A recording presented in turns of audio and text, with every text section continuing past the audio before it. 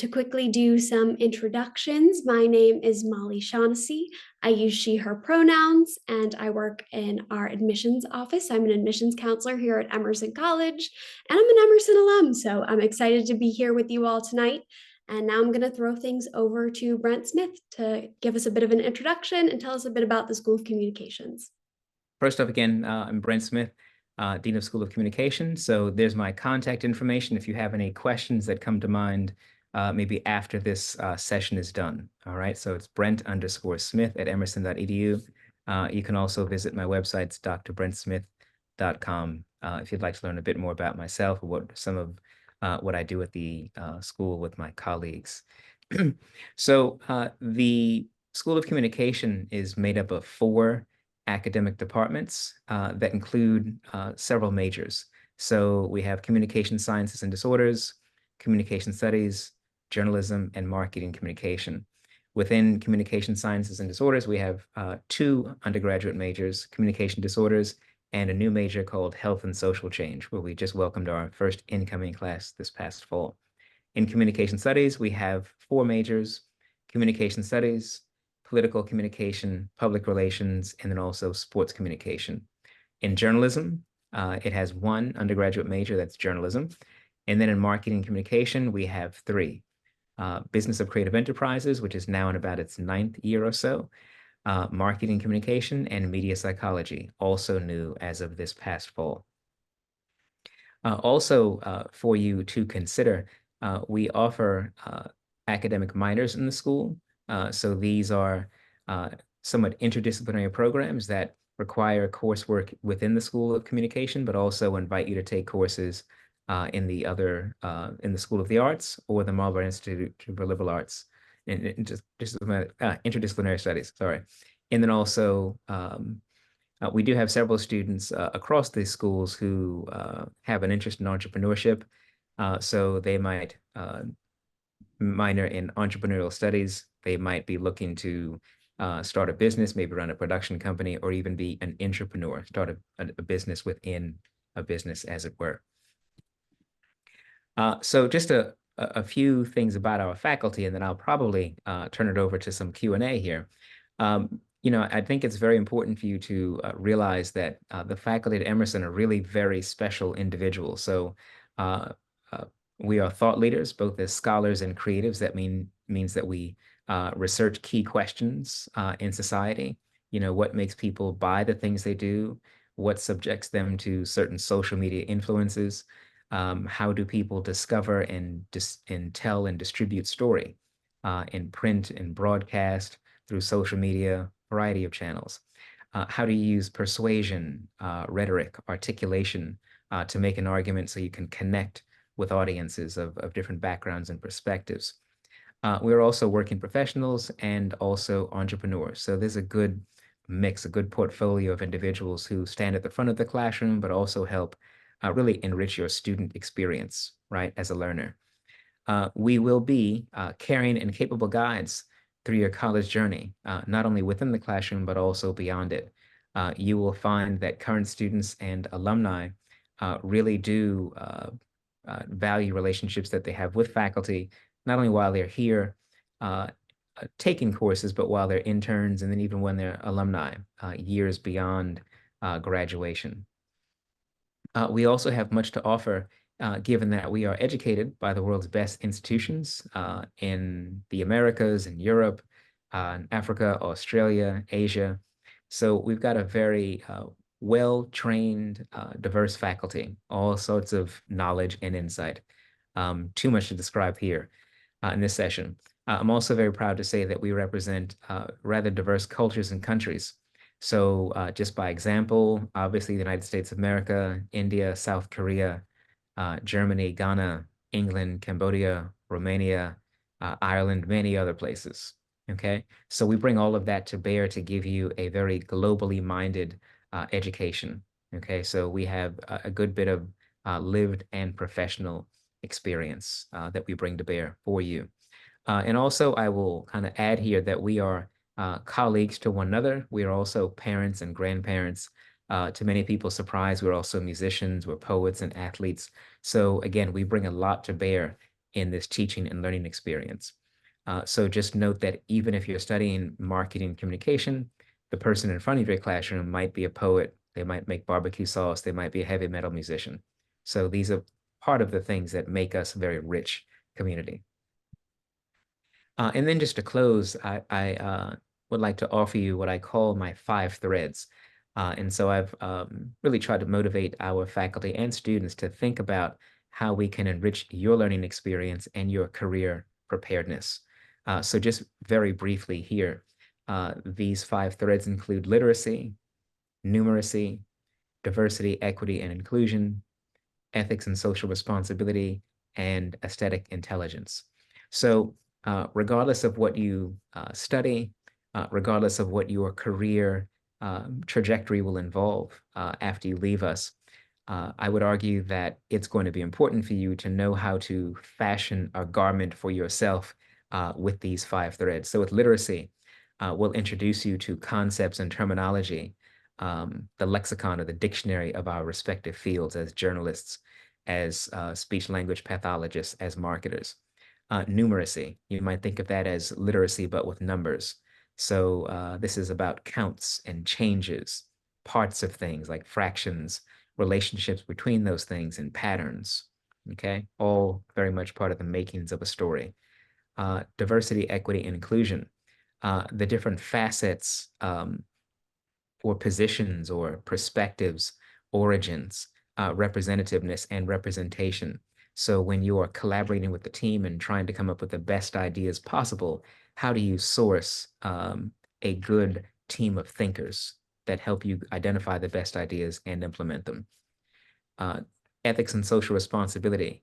This speaks to discernment, kind of your decision-making skill to know how to make sound judgment, understanding that you will have a positive impact on the world and a negative impact on the world. We're here to help you maximize that positive impact and minimize the negative impact, understanding that you will have both. And then to close, aesthetic intelligence. This speaks to things like sound and color. When you hear on certain television shows and the theme songs, or even a sound like Law and Order, or your morning shows that you watch for the news, color like red for Target, Coca-Cola, McDonald's. These are things not of coincidence, but of very careful thinking about what will land with people and get them to have a good relationship with the brand. Symbolism, and also that thing called taste. So we cannot teach you so much to have a sense of taste, but we can help you understand what taste is and what it means, right? Those who create taste, those who talk about taste, and those who know how to market products, tell stories around taste. So in a very holistic way, all right? So I will close there. Hopefully you find that helpful, just to give you an overview of the School of Communication and what we can offer to you. Thank you. Thank you so much, Brent, for giving us a quick overview there. We do have some questions that I'm happy to throw over to you. So we do have someone wondering about the range of courses that the communication program offers. So maybe if there are any courses that every student coming in would take. I know it's a bit broad since we have some different focuses there, but if there is a bit of a range or any specific courses students take. Yeah, sure. So I guess maybe the simplest way I could answer that is we as a college, we have the School of the Arts, School of Communication, and our Marlborough Institute for Liberal Arts and Interdisciplinary Studies. So the Marlborough Institute is kind of the home of the liberal arts courses that all students take. And so liberal arts are really very important to provide a foundation and also a lens for what we teach in the communication fields, right? So while you might study communication studies or marketing communication, you'll be taking required courses in your first, second, third, and fourth years, presumably. We also require and encourage you to maybe use major electives to take something different within your department's course offering, but you might also take a course that is offered by another department that might satisfy your major electives. Then you also have a wealth of free electives that you can take from anywhere in the college, as long as there are kind of no prerequisites in question that you maybe have not fulfilled. But you can fulfill a minor that way by taking courses outside of your major. But yeah, really, there's quite a range that you can avail yourself to. I would also say one way to fulfill these elective courses would be a global pathways program. So I'm a very big advocate of study abroad. That's what we call global pathways here. So you could do something like a study abroad trip in Ghana. We did our first one this past July of 23. You could go to Australia. You could go to various parts of South America, to Europe, of course.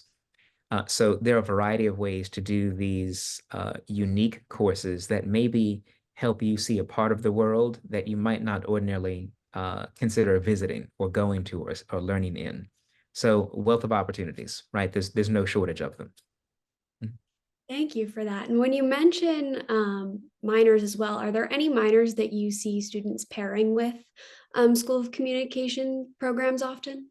Indeed, yeah. So, very good question. I would say as communication involves individuals, human persons, uh, minors like relating to psychology, sociology, right? Digital media and culture, very relevant, rather timeless in terms of their applicability to what we teach you in the communication fields. Absolutely. Thank you for that. Mhm. We do have another question in the chat that is asking, is it possible to major in journalism and minor in sports communications? And is it possible to do a double major in journalism and sports communications? A double major in journalism and sports. Yeah, so generally speaking, yes, right? In all cases, not necessarily. So this will depend on when certain courses are offered and what you take kind of in your sequence from first semester, second semester, all the way through. And then in certain cases, students may come in with, say, advanced placement credits, or students may take courses over the summer. So possible, yes, but it does vary, to be quite honest. So yes, possible, but it does vary, right? Varies by individual student in their pursuit. Yeah. Thank you. Mhm. We do have another, which is, do you have any advice for an undeclared first year that's interested in several majors within the School of Communications? I do, I do. Not long ago, to accommodate, to acknowledge such interest, we created what we call the Discovery Program. So that is a program offered by the School of Communication in service to the entire college, where incoming students who have not yet declared a major, and we don't say undecided per se in that course, we say not yet decided, right? So one can think of it as like a survey course where we cover different subject matter presented across the departments of the college. Okay. And so we bring in maybe guest speakers who are actually faculty from the other departments of the school. So students in that program get exposure to what a journey in a major in visual and media arts might involve, what a journey in journalism might involve. So the subject matter, the kinds of questions, the projects they engage with, those are all presented in the discovery program. And usually what happens is well before that course is completed, students develop a pretty firm idea what they'd like to choose for a major, right? And we try to design it that way to be very welcoming, very accommodating, very interesting as a survey course. And then by the time it's done, for sure, most students will have kind of found what they'd like to do for a major. Thank you. I know in addition to that, a lot of Emerson students get really involved in co-curriculars. Do you see any correlation between co-curriculars and programs students are choosing to go into, or if there are any popular ones within our students in the School of Communications? Yeah, we have several. There may be two that I'll kind of point out for this discussion. One is something called MCOM, so EMCOM.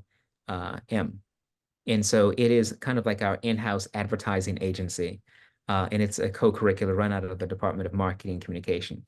So students who may or may not be marketing communication majors, but who want some of that practical experience, do that co-curricular, right? It's a great way to kind of get involved in a field if you don't want to major in that field, or you want to be more deeply involved in it because you're majoring in that field. Another that sometimes goes under the radar is we have a research co-curricular. So this is a really good opportunity for students who would like to do some research under the guidance of one of our faculty, right? So a scholar who maybe, like myself, examines consumer psychology. We have people um, that study language, obviously, right? In its many manifestations, questions in journalism. So a student could work with a faculty member on a research project, right? Now, this happens to be a good fit for students who want to maybe consider going to graduate school. So they kind of get a little bit of exposure to what that might be like, right? Maybe they're developing a survey, doing a little bit of data analysis. And we have had students actually co-author papers and do conference presentations with faculty, which they find really exciting, right? Because even as we are known as a community of storytellers, we really are a community of people who ask questions, right? How does this thing work and how might it work differently? How might it work better? Mhm. So those are two examples I would lift up for now. Mhm. Absolutely. Thank you for that insight. It's always exciting to know what students might be able to get involved in and learn a bit more about. We do have some more questions in the Okay. chat. All right. So another question is how many freshmen are in the communications department and how many within journalism? Oh wow. Gee. Specifics. I can't quote that number right now, but it's probably in the low hundreds, first year students, right? Coming in across the majors.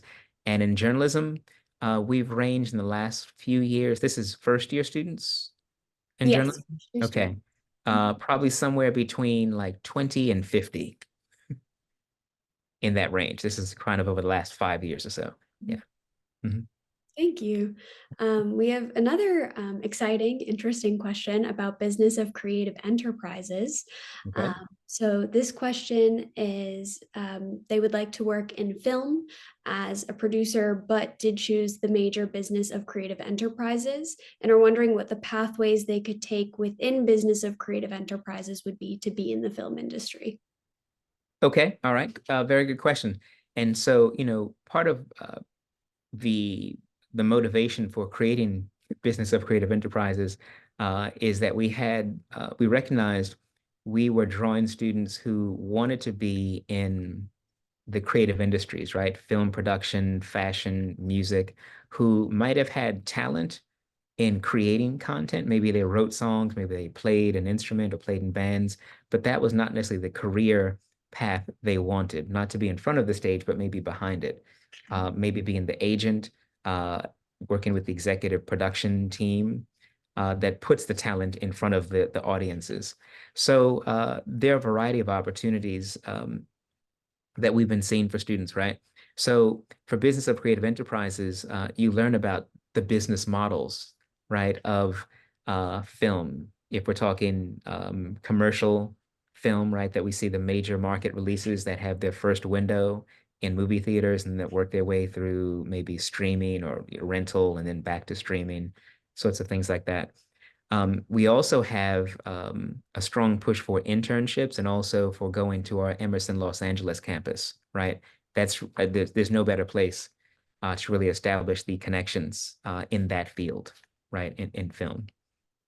So Absolutely. very much about the internship. We also bring in guest speakers. So I actually just sponsored um, not it wasn't in film, but it was someone in the commercial pre-recorded music industry. So someone who's a senior executive in the music business came and spoke to about 30 of our students for a few weeks of small group sessions. So that's something I hope to continue for different industries. So you're hearing directly from people who have run projects you've probably seen and heard a lot about, and they can give you firsthand knowledge because they developed some of this stuff that we've seen and loved. Yeah, absolutely. That sounds like a really cool opportunity, Mhm. especially for those students that are in the program right now, getting those conversations and experiences. Yeah. Um, we do Mhm. have another question, kind of bringing it back to minors quickly. There is somebody that is wondering what the path to choosing a minor might be. So, do you see students often declaring minors their freshman year or sort of within their experience at Emerson? When do you see students declaring minors? Rarely are students declaring a minor in their first year. Probably happens closer to the second half of their sophomore year, all the way through maybe the first semester of senior year, if not the end. Sometimes, quite frankly, what one discovers is they have taken courses out of interest and they realize, oh, wait, I've actually kind of fulfilled the minor. I now need only declare it. And then there you go. There's your minor. So it's really not a very complicated process, quite frankly. You declare your minor, and then in doing your course audits, you'll see what courses are required, and you can see on your own. We have something called Degree Works, where you get an audit of which courses you have taken to fulfill your major and also your minor. Thank you. Kind of keeping in line with courses and credits, what are the mandatory credits that would be needed for a communication disorders major, or what are some core courses students might be taking within that? Okay, all right. If I could, I'm going to see. Hopefully that shows up. I'm just pasting something in the chat as well. So our communication disorders program is kind of built around a few different kind of major purposes, but I'll just kind of speak to maybe one or two of them. So many students in the communication disorders program go on to do work in speech language pathology, maybe audiology, assistance working in early childhood. Many students also go on to graduate school. So imagine a program, an undergraduate program that is designed with the expectation one would continue into graduate school. So you're getting certifications in preparation for that as an undergraduate. It is also communication scientists and disorders. One of our departments that is, it's actually just been reaccredited, which is a great thing. um, but it's in complying with the requirements for the accrediting body to make sure that students have these certifications. There are some lockstep sequences for courses, okay? So you'll see in the link that I provided you, you've got American Sign Language, language acquisition. We do have some specialists in the field of autism as well. So that's somewhere you could do some of the free electives. Obviously, you're doing survey of speech disorders, language disorders, phonetics, right? So for those of you typically who have an interest in this field, some of what I'm saying is yes, of course, yes, of course, yes, of course, sounds familiar. For those who maybe have heard about it but are not intimately familiar with it, that link would be really very helpful to you. I want to say also that our communication sciences and disorders department is probably really good at bringing our mission and values to life, right? It's one of the more kind of human focused in a very intentional, direct way academic programs that we offer, right? You're dealing directly with individuals, right? Understanding how they acquire language, how they express through language, right? With voice and also with gesture and with hand movements. So it gets no more personal than that. So yeah. And Thank you. if you're not majoring in communication disorders, I would encourage you to take maybe a course with one of your free electives in it, just to appreciate the value of communication, something that um, perhaps some of us do take for granted, right? That we just speak, but not understanding how the human body, the throat, the nose, all these things work together to make these sounds that we make all the time. It's really quite fascinating. Absolutely. And I think that course catalog is always worth looking through. Yeah. For every major, for every course you might be interested in, it's a good way to get excited about what you might be able to take at Emerson. Another question for you. What is the most exciting about an Emerson education, or the most special about an Emerson education to you as the Dean of the School of Communications? Okay. All right. All right. Really good question. And so maybe I'll answer it this way. I often say to people that um, Emerson is a place that rewards you for having conversation with other Emersonians, right? So you discover a lot about yourself, a lot about the world that you've lived in, that you hope to improve in meaningful ways through conversation with other people.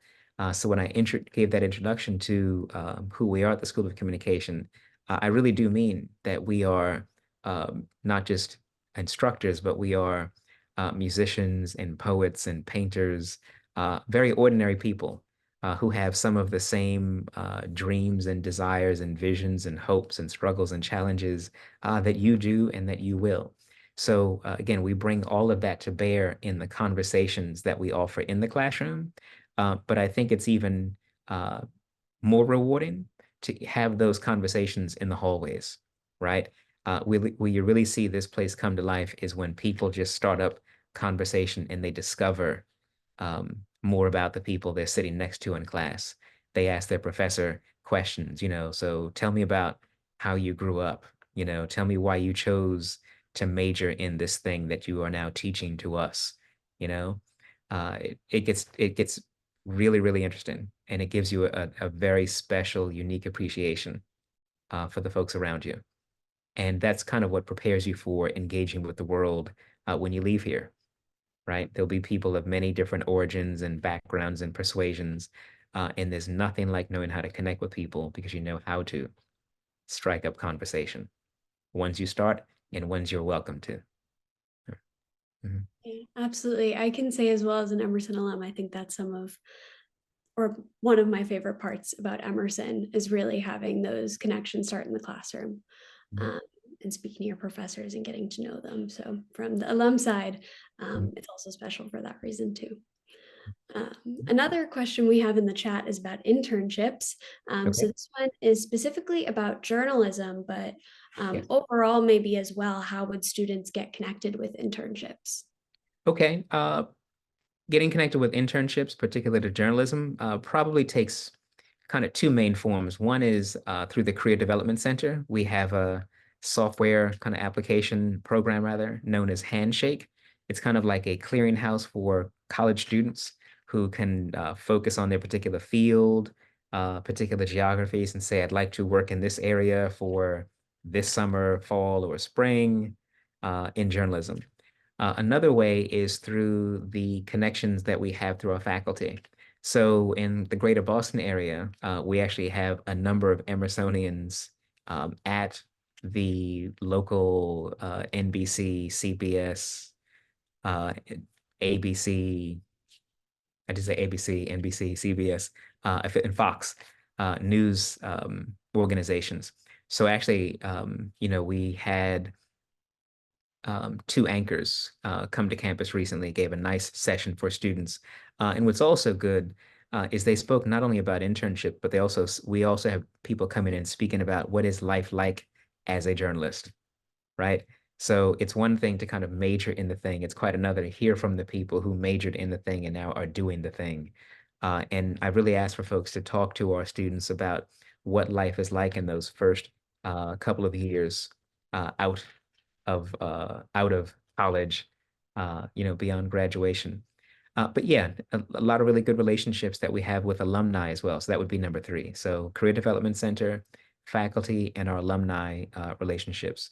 We have something called Emerson Emerge, which is a great alumni resource. It's kind of like our version of LinkedIn, except everyone has an Emerson connection. I can say also through our alumni connections, we have a very good relationship with NBC Universal. So they're affiliated with Comcast. That's NBC, the Universal properties, right? The channels, the theme parks.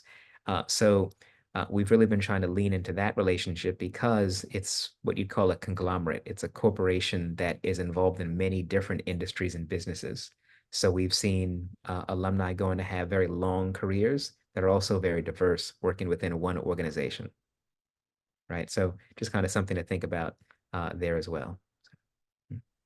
Thank you. And going along with that, are there any exciting trends within the field of communication that you're seeing, or what's the most exciting opportunities that Mm. students might be involved in currently? Okay. Trends generally, one, business of creative enterprises is probably one of our hottest offerings. It's one of the most popular academic majors and programs at the college, and certainly within the School of Communication. It's also, on our mind, like everyone else, is that artificial intelligence is a thing we need to be paying attention to. So right now I'm on the president's AI working group. So we bring in a lot of speakers to speak to faculty, but also they'll be speaking more to students. So we can learn kind of how this thing will not only affect us, but how we can use it as a partnering tool to help us identify and tell and share story in ways that we maybe have not imagined before, right? Not so much to replace the human being, but to complement us in ways of our choosing as creators and storytellers. So that's going to be, I think, a very interesting road ahead, right? Because in some ways, we're all learning about what it is and what it's going to mean for us, right? Those of us who have been doing this for a while and those of us just beginning the journey. Yeah, so let me add one more thing here.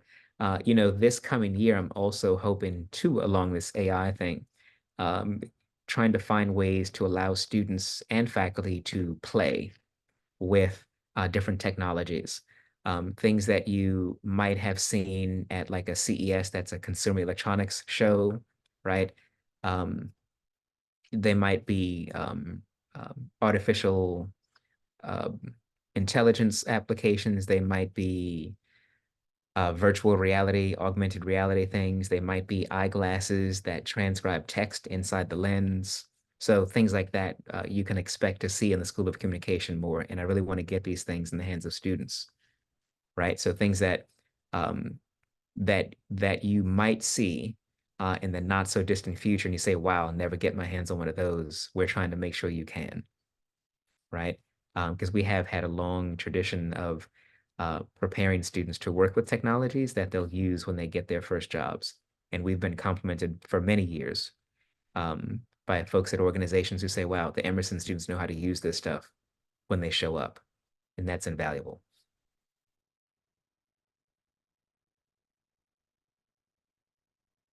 I just realized I was muted.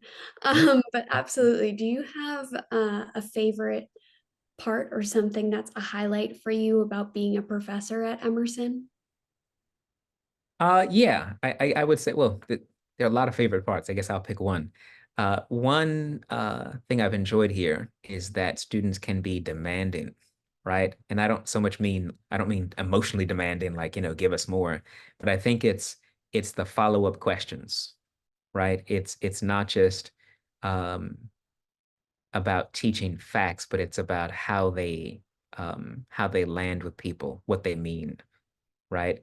It's that there's depth and dimension to understanding a thing, not just taking it at surface level, right? It's more than what it looks like. It's more than how it sounds. It's more than what people say it is, that people have a relationship with it. So I like the demanding questions. Tell us more, right? And I also appreciate the times when we agree and don't agree on what something means, because in real life, there often are no right answers. There are just perspectives and opinions and judgments and decisions to be made.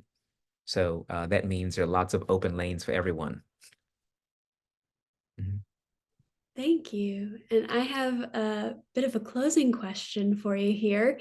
Okay. Um, do you have any advice for students that are looking to select Emerson as their future home for the next 4 years? Oh wow. Well, this might sound biased, but I think it would be hard to go wrong if you chose us, right? We've been around for quite a while. We offer probably one of the longest standing communication programs in the world ever. We have a brand that is very well respected nationally and internationally. We attract really talented faculty who stay here. We attract really talented students who stay here, go on to graduate, and who develop some really great relationships with each other. I was speaking to a group of students earlier today, and I said, um, you will find that you will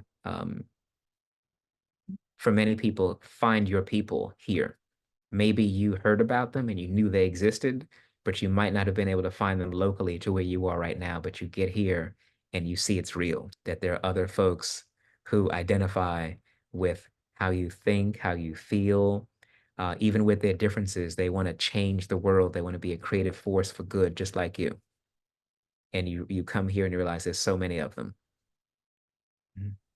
Absolutely. I have to echo that as well. Mm. I think Emerson's a really great place to find your people and try out all sorts of new opportunities. So thank you so much for all of your wisdom and your insight tonight, and giving us a little bit of an overview on the School of Communication. So thank you so much. All right, my Uh, pleasure. yeah. And right now, I'm actually going to share my screen again. Um, let's see here, and give you all an opportunity, give me one second, to check out some of our upcoming events. So on Wednesday, April 17th, we're going to be having a financial aid overview.